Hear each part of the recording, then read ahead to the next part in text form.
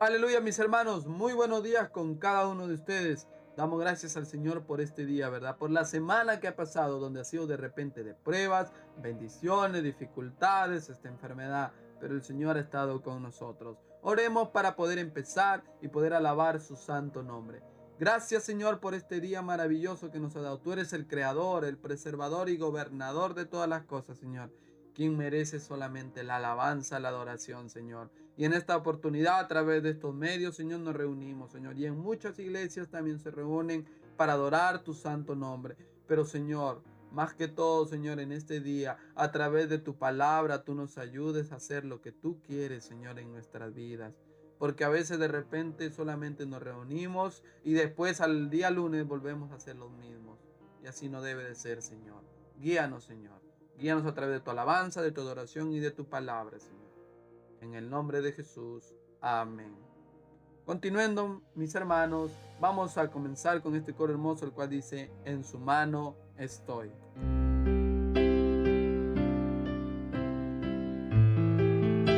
La mano del Señor estemos, mis hermanos, cada día. No va a importar el porvenir, porque sabemos que estamos en manos del Señor. En su mano estoy, en su mano estoy, no importa el porvenir, en su mano estoy. Los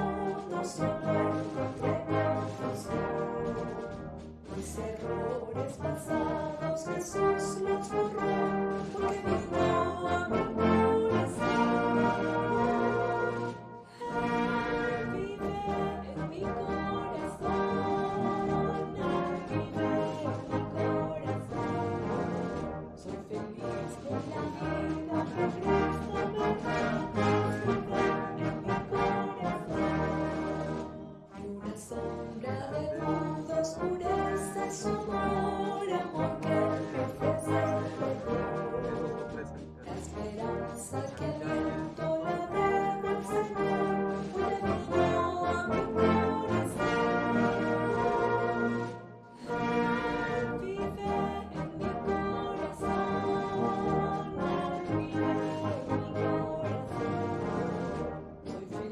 Soy feliz porque vivo feliz en mi corazón.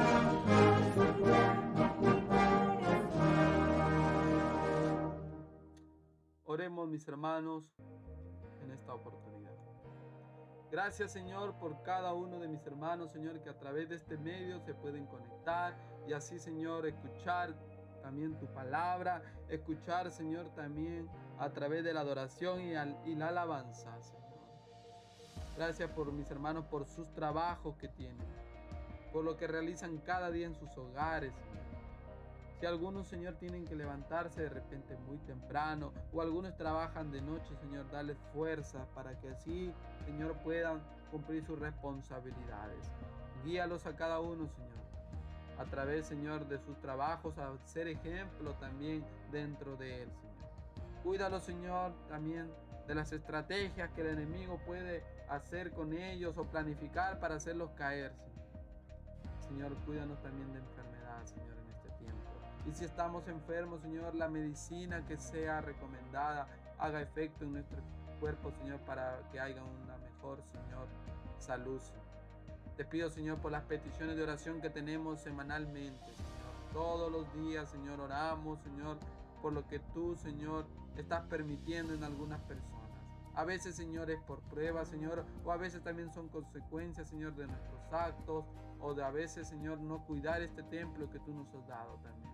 Pero hay personas, Señor, que con la edad también, Señor, se adolece su cuerpo. Cuida, Señor, a los papás de las coronelas, Señor, que siga restaurando su salud cada día. A mi hermana Esther, mi hermana Lidia, Señor, mi hermana Úrsula, mi hermana María, Señor. Cada día, Señor, fortalece su vida espiritual, también, Señor, su parte física. Cada una, Señor, que esté si está dolorida, Señor. Si una rodilla, su parte, Señor, física, como su pie, su mano, Señor, su cabeza, Señor. Tú puedas, Señor, restaurar, Padre Santo. Cuida, Señor, a los hermanos, Señor, en esta oportunidad, Señor. Cuando van, Señor, a sus hogares, cuando van a sus trabajos, Señor, en medio de esta pandemia. Señor, si tú, Señor, eres el único quien permite, Señor, que alguien se pueda enfermar de tus hijos. Y si alguien está enfermo en medio de este tiempo, Señor, ayúdanos a nosotros a orar y a poder ayudar también, Señor, cada día. Gracias, Señor, por darme el privilegio, Señor, de poder, Señor, predicar tu palabra al cuerpo del Obial, Señor. Sigue ayudándome, Señor, y guiándome cada día, Señor. En medio de todo este tiempo, Señor, que pasamos, tú eres la única guía, Señor. Sabemos que de repente no es lo mismo por estos medios, pero a través de la oración nosotros podemos hacer muchas cosas, Señor. A veces también físicamente, Señor, no podemos hacer nada si tú no estás con nosotros. A veces, Señor, estando físicamente, Señor, no hacemos nada porque de repente, Señor, no estamos confiando en ti, no estamos de repente dejando todas nuestras cargas a ti, Señor. Ayúdanos. Y a través de este medio, Señor, de comunicación, tú sigas, Señor, hablando tu palabra, Señor, tanto a mí, Señor, como a mis hermanos. Gracias, Señor, por cuidarnos, Señor, a cada uno de mis hermanos. Tú los conoces más que nadie. Tú sabes, Señor, los hermanos que tengo, Señor, a los cuales tú me has dado para cuidar, Señor. Pero también hay personas en las cuales ellos no conocen, Señor, y que me ha dado el privilegio, vecinos, amigos que están cerca de mí, Señor. Personas del estacionamiento, las cuales tengo contacto, Señor, a veces diario, Señor, y ayúdame, Señor, a ser ejemplo. Gracias, Señor, por lo que haces cada día. Todo esto te lo pido en el nombre de Jesús. Amén. Sigamos cantando, mis hermanos, con un coro hermoso, el cual dice: hay victoria en mi Jesús. Hay victoria en mi Jesús, en mi Jesús. Hay victoria en mi Jesús, en mi Jesús. Las cadenas se acaban, rotas son por mi Jesús. Las cadenas se acaban, rotas son por mi Jesús. Hay victoria en mi Jesús, en mi Jesús. Hay victoria en mi Jesús, en mi Jesús. Las cadenas se acaban, rotas son por mi Jesús.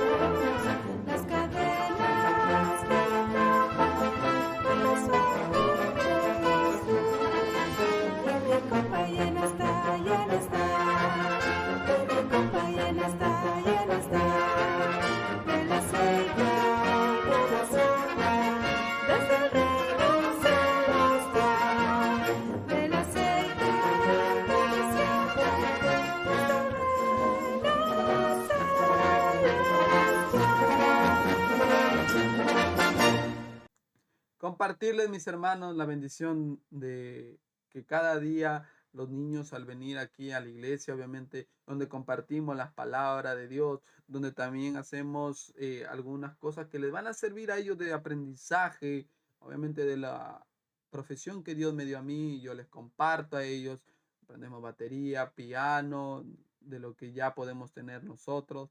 Son tiempos donde ellos están pasando diferentes cosas por la situación. No es lo mismo de abrazarse, no es lo mismo que estar comiendo algo con muchos niños, pero prácticamente estamos realizando la obra cada día. Oren por los niños, por Isidora, Denise, Alejandra, Cristóbal. Oren por Leslie, Angélica y todos los niños, mis hermanos, para que Dios me siga guiando, sobre todo en medio de este tiempo, tener un poco de cuidado también. Ellos vienen uno o dos nada más. Sus mismos padres me han dicho, teniente, enséñales por favor esto, que se distraigan un poco y sobre todo aprendan la palabra de Dios. Y agradecemos por eso, porque sus padres confían en la iglesia Ejército de Salvación. Y también doy gracias a Dios por lo que Él me ha permitido, obviamente, realizar hasta el momento. Así que sigan orando por ellos. Y para seguir, mis hermanos, cantemos otro coro hermoso, el cual dice, cuando recuerdo que Jesús murió por mí. Y después vamos a tener, obviamente, la palabra de Dios.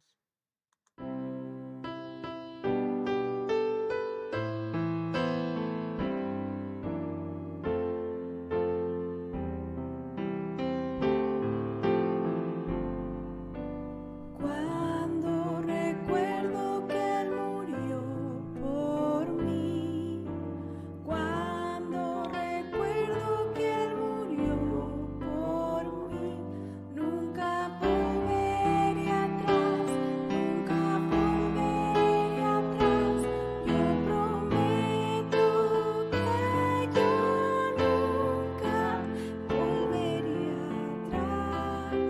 nunca jamás, no jamás. Cuando recuerdo que Él murió por mí, cuando recuerdo que Él murió por mí, nunca volveré atrás, nunca volveré atrás. Yo prometo que yo nunca volveré atrás, nunca jamás, no jamás.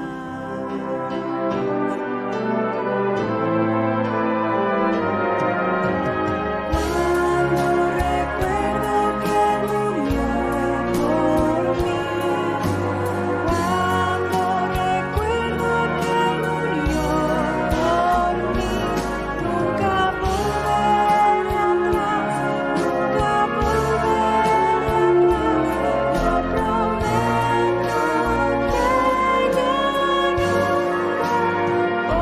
Él murió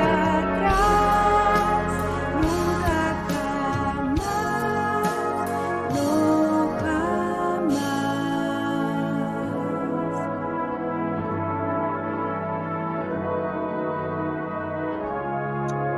Gracias, Señor, cuando recordamos que tú moriste por cada uno de nosotros. Pasemos a la palabra de Dios. Por lo demás, fortaleceos en el Señor y en el poder de su fuerza. Revestíos con toda la armadura de Dios, para que podáis estar firmes contra todas las insidias del diablo. Porque nuestra lucha no es contra sangre y carne, sino contra principados, contra potestades, contra los poderes de este mundo de tinieblas, contra las huestes espirituales de maldad en las regiones celestiales. Por tanto, tomad toda la armadura de Dios, para que podáis resistir en el día malo y habiéndolo hecho todo, estar firmes. Efesios 6, del 10 al 13. Continuando, mis hermanos, con la palabra de Dios, vamos a ver un tema muy importante sobre la guerra espiritual. Es un tema muy controversial dentro de la iglesia del día de hoy.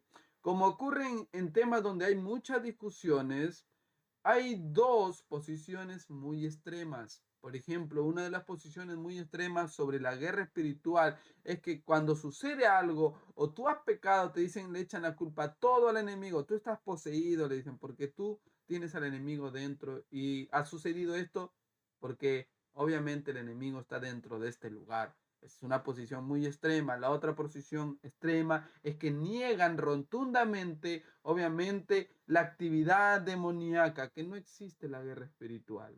Pero vamos a ver a través de la palabra de Dios qué nos enseña sobre la guerra espiritual. Para eso les invito a buscar en Efesios capítulo 6, versículo 12. Seguro lo hemos leído y vamos a leerlo en esta oportunidad, mis hermanos. Porque no tenemos lucha contra sangre y carne, sino contra principados, contra potestades, contra los gobernadores de las tinieblas de este siglo, contra huestes espirituales de maldad en las regiones celestes. Tan pronto terminamos este texto, nos percatamos de que sin lugar a dudas existe en el mundo una batalla espiritual que no se limitó simplemente a tiempos pasados, no. Hay una batalla espiritual, hay una guerra espiritual. La Biblia ha sido escrita para los creyentes de todos los tiempos y en el Nuevo Testamento en especial fue escrita para los que pertenecemos a la era de la gracia, obviamente nosotros, hasta que Cristo regrese. Por tanto, este texto bíblico Pablo lo está dirigiendo a los cristianos que viven bajo la gracia y les está hablando acerca de la guerra espiritual que se libra día tras día. Lucha tras lucha tenemos todos los cristianos. Aquí Pablo le está diciendo, nuestra lucha. ¿A qué se está refiriendo? ¿A qué está citando esta lucha? Antiguamente se usaba para referirse a un combate mano a mano, parecido. Entonces se refiere esta palabra lucha, la que nosotros tenemos todos los días, una lucha mano a mano con, obviamente, el enemigo. Probablemente Pablo está tratando de comunicarnos la lucha de estas fuerzas, que no se limita a algo que ocurre allá en la atmósfera o algo que de repente no lo podemos ver. Simplemente no es una lucha. Se traduce esta lucha a nuestro diario vivir y nos afecta, mis hermanos, nos afecta de manera muy personal a cada uno de nosotros como cristianos. El versículo dice contra entidades, huestes celestiales de maldad en las regiones celestiales. La palabra hueste se refiere a muchas cantidades. Aquí lo podríamos decir a entidades perversas y malvadas involucradas probablemente en actividades de violencia, droga, maltrato, pornografía, homosexualidad, orgías y muchas cosas que hoy podemos ver. Estas huestes celestiales son eso. Se han apoderado de todo esto. Y obviamente todo esto se opone a los planes de Dios. Vamos a ver en esta oportunidad solamente de qué manera el enemigo, obviamente son las estrategias que usa Satanás para nosotros caer en la lucha que tenemos diariamente. ¿Quiénes son estas entidades? Son ángeles caídos, mis hermanos. Es decir, ángeles que siguieron a Satanás en su rebelión contra Dios. Por eso todo lo que Satanás es en contra de la voluntad de Dios. Y él usa estrategias para apartarnos de Dios y así obviamente que nosotros caigamos. La primera estrategia que va a utilizar Satanás para los cristianos es el engaño. El engaño siempre Satanás lo va a usar. Nosotros lo podemos ver en Génesis capítulo 13. En su casa lo puede leer mi hermano. Y ya lo sabe seguro cuando Adán y Eva ignoraron la palabra de Dios. Dios les había dicho, de este fruto no puedes comer. Ciertamente morirás. Entonces se valió Satanás de esta estrategia de engañar. Les vendió una idea falsa de que no les iba a pasar nada. Y eso es lo que hoy en día la iglesia ha hecho muchas veces. Se ha apartado de la palabra de Dios. Ha negado la cruz, la verdad de la palabra de Dios, para dedicarse a prometer bendiciones a cambio de dinero. Por eso Él es llamado el padre de la mentira. Satanás es llamado el padre de la mentira. ¿Dónde lo podemos ver eso, mis hermanos? Busquemos en Juan capítulo 8, versículo 44. En Juan capítulo 8, versículo 44. ¿Lo ha leído mi hermano seguro? Pero es muy importante saber que Él es el padre de la mentira. Versículo 44 dice así: vosotros sois de vuestro padre el diablo, y los deseos de vuestro padre queréis hacer. Les está diciendo Jesús a los fariseos. Él ha sido homicida desde el principio y no ha permanecido en la verdad, porque no hay verdad en él. Cuando habla mentira, de suyo habla, porque es mentiroso y padre de mentira. Aquí vemos cómo la palabra de Dios nos muestra cómo Satanás va a utilizar siempre la mentira, el engaño, encubrir. Él va a encubrir sus propósitos. Se va a presentar de una manera como apariencia de piedad a veces, disfrazándose muchas veces de personas humildes. Son algunos de sus métodos, así como lo hizo con Adán y Eva. Él hizo, se puso en una serpiente como un animal más del jardín. Cuando les habló de llegar a ser como Dios al comer del fruto del huerto, cuando les hizo creer que estaba de su lado y cuando les hizo dudar de la palabra de Dios, les sabía que Dios mismo les había dado. Él es astuto, mis hermanos, muy conoce muchas cosas, una gran estratega, es un gran estratega. Él conoce la palabra de Dios, la conoce al revés y al derecho, pero él la interpreta a su manera. Él sabe entonces cómo hacer caer a los cristianos a través de la palabra de Dios. Él cambia lo que Dios ha dicho. Por eso nosotros tenemos que saber muy bien la palabra de Dios, tal y cual es, con punto y coma, dice la Biblia. Cualquier persona que obvie un punto y una coma será maldito, dice la Biblia. Por eso, mis hermanos, nosotros no nos apartemos de la palabra de Dios. Que Satanás no nos venga a engañar con ciertas cosas que él puede hacer. Uno entonces de los puntos, una de las estrategias de Satanás en esta guerra espiritual es el engaño. El segundo punto es confiar en sí mismos. O sea, Satanás nos vende la idea de que confiemos en nosotros mismos. En Primera de Crónicas, capítulo 21, ustedes seguro lo han leído, si no lean en su casa, vemos cómo Satanás incita a David a hacer un censo de toda la población de Israel, en un momento en que David no estaba confiando en Dios, sino en sus propias fuerzas. El censo le daría al rey, esto era el censo como hoy en día se hace, para contar cuánta población hay. Pero para él, ¿qué era? Era una información con fines de guerra. En ese momento la estrategia de Satanás consistió en distraer la atención de David y hacer que el representante de la nación dejara de confiar en Dios y la comenzara a depositar en el ejército de Israel. Dios usó a Joab, un hombre, para advertirle a David. Recuerdan también cómo Dios usó a, al profeta Samuel. ¿Para qué? Para que David saliera del pecado en que estaba. Pero él no quiso. Aquí también está utilizando otro profeta, Joab, para advertir al David de su error. Pero este no supo oír el consejo y el pueblo pagó un alto precio. Se dividió. La autoconfianza es una de las armas poderosas que usa Satanás para desviarnos, obviamente, de Dios. Si nosotros vemos en Proverbios, busquemos en nuestras Biblias en Proverbios, vamos a ver un proverbio que nosotros tenemos que tenerlo siempre en nuestras cabezas, se podría decir, siempre de repente detallado en nuestras mentes. En Proverbios capítulo 3, versículos del 5 al 7, dice así: fíate de Jehová de todo tu corazón y no te apoyes en tu propia prudencia. Reconócelo en todos tus caminos y él enderezará tus veredas. No seas sabio en tu propia opinión, versículo 7. teme a Jehová y apártate del mal.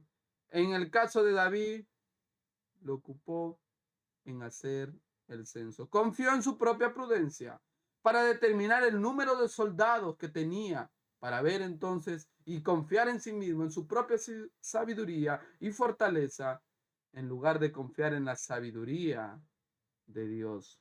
Vemos aquí cómo Satanás utiliza otra de las maneras, la autoconfianza en nosotros mismos. Y a veces hoy en día escuchamos cómo personas comienzan a motivarte a que tú eres un campeón y todo lo demás. Y eso lamentablemente está entrando en la iglesia. Hay que tener mucho cuidado con eso, mis hermanos.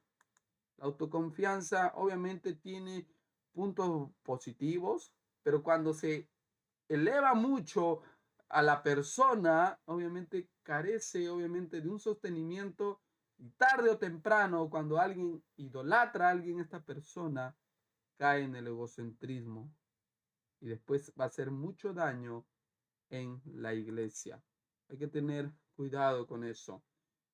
Otra estrategia que usa Satanás es que Dios no te bendice. En el libro de Job lo vemos atacando a la familia de Job hasta quitarle la vida a sus 10 hijos y atacando la salud de Job con la intención de debilitar su fe. Su estrategia en esta oportunidad de Satanás es hacer que Job se desilusione con Dios. Y entonces, obviamente, todo lo que le estaba pasando a cualquier persona podría causarle esto, que se desilusione Dios. Satanás trató de usar la misma estrategia que usó con Adán. ¿Cuál fue la estrategia? Llegar hasta él usando a su esposa. Y por eso leemos en la Biblia, en Job capítulo 2, versículo 9, dijo, entonces su mujer le dijo, ¿aún conservas tu integridad? Maldice a Dios y muérete. Ustedes saben la respuesta que dio Job. Pero aquí nosotros estamos identificando entonces la intención de Satanás es alejarlo de Dios, porque eso le convierte en presa fácil de sus ataques. Cuando uno se separa de Dios, déjenme decirle que somos presa fácil para el enemigo. Y una de las maneras de conseguir alejarte de Dios es tratando de plantar en tu mente ideas para que pienses que Dios no te está tratando justamente siendo tú un hijo suyo. ¿Por qué me está pasando todo esto, Dios? ¿Por qué? Entonces Satanás comienza a poner esa duda en ti. Dios no te bendice y eso que eres tu hijo. Hay que tener cuidado con esa estrategia de Satanás. La cuarta estrategia es no tienes perdón. Acusar. Satanás es el acusador. En Zacarías capítulo 3, cuando ustedes lean en su casa, podemos ver cómo Satanás está acusando a Josué. No estoy hablando de Josué, del que estaba obviamente en el libro de Josué, sino aquí estaba hablando de un sacerdote llamado Josué. Josué era un sacerdote y había pecado. En esta oportunidad y a Zacarías, en una visión, lo ve entonces y le dice, y estaba a la mano derecha el acusador, el ángel caído, y Satanás estaba acusándolo. Pero entonces el ángel de Jehová le decía algo muy importante. Le decía, Josué ha sido perdonado, pero tú ya no eres perdonado, le dice. Si quieren, miren, leámoslo un poco en Zacarías capítulo 3. Vemos cómo, aquí vemos, dice, me mostró el sumo sacerdote, al sumo sacerdote Josué, aquí estaba en una visión Zacarías, el cual estaba delante del ángel de Jehová y Satanás estaba a su mano derecha para acusarle.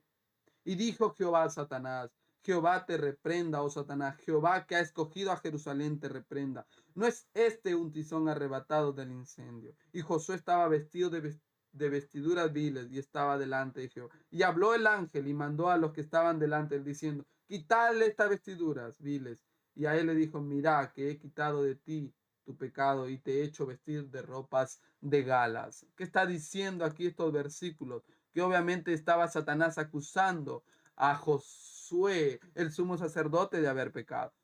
pero Dios había perdonado su pecado.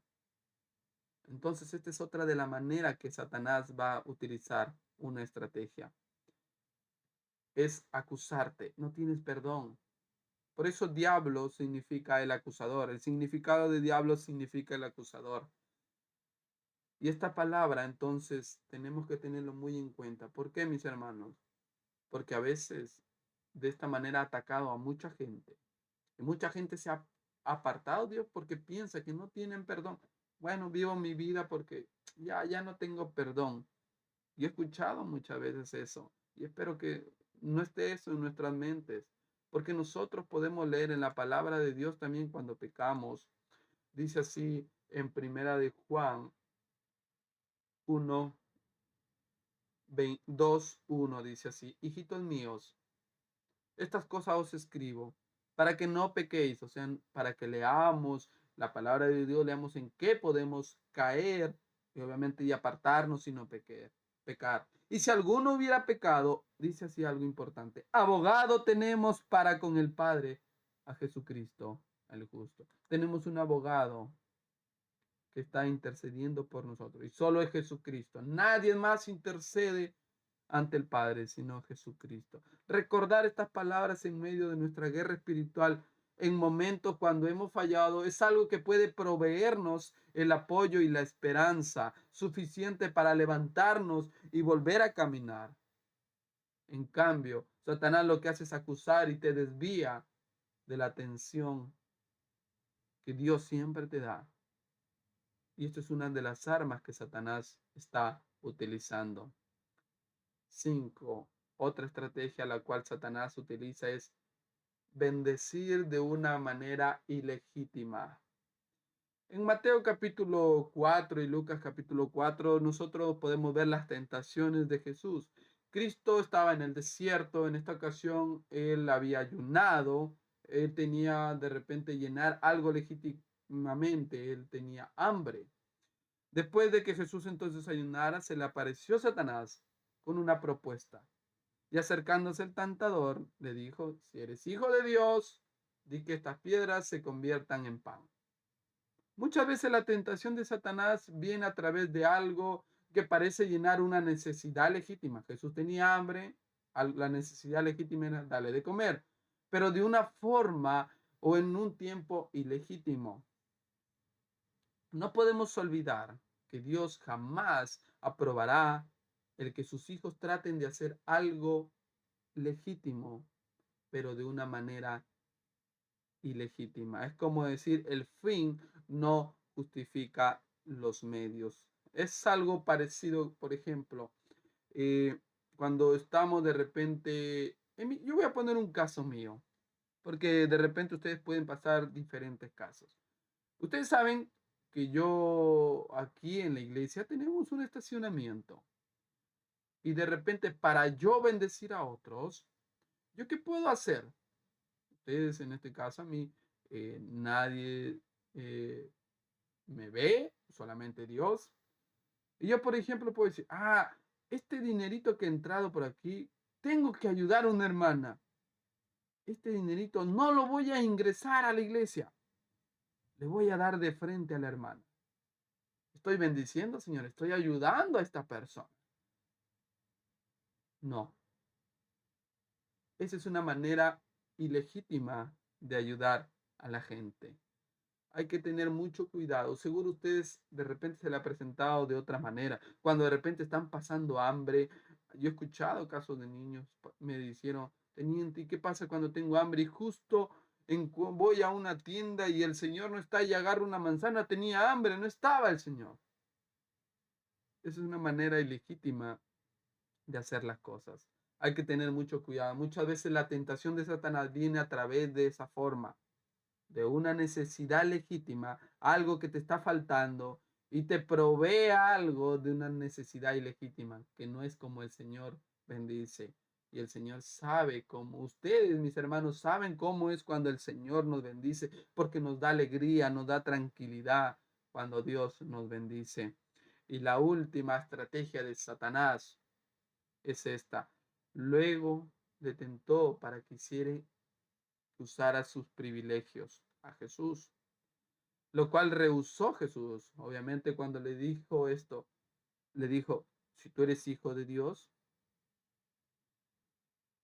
le dice esto, todo a mí se me ha entregado, pero yo te lo doy a cambio si tú te postras ante mis pies y todo esto que yo tengo, te lo doy a ti. Estaba tentándole en los privilegios que Dios. Esta una invitación fue atrevida y irreverente, pero como dijimos, más arriba, Satanás no tiene una onza de bondad en todo su ser y sus tentaciones al principio pudieran parecer algo suaves de repente, pero luego se vuelve cada vez más fuerte. Aquí le estaba tentando en los privilegios de ser hijo de Dios. Eso es lo que hoy en día ha causado que mucha gente, miren, les voy a tomar un ejemplo. Antes de que hubiera la vacuna, mucha gente decía, esta es la marca del diablo, todo, muchas cosas se decían. Y no, yo no me voy a vacunar y todo lo demás. Yo me he vacunado, mis hermanos, yo le podría decir que estoy tranquilo. Yo le podría decir que sigo orando, sigo leyendo la Biblia, no me he apartado de Dios. Sigo obviamente moldeándome cada día, sigo cambiando ciertas áreas de mi vida, pero me he vacunado y sigo tranquilo. Me he cuidado al salir a la calle, a hacer mis compras, pagar el agua, la luz y muchas cosas. Como mucha gente, por ejemplo, ha malinterpretado y dice, como soy hijo de Dios, privilegios, a mí no me va a pasar nada, Dios me va a bendecir y tal. Y mucha gente ha muerto por eso.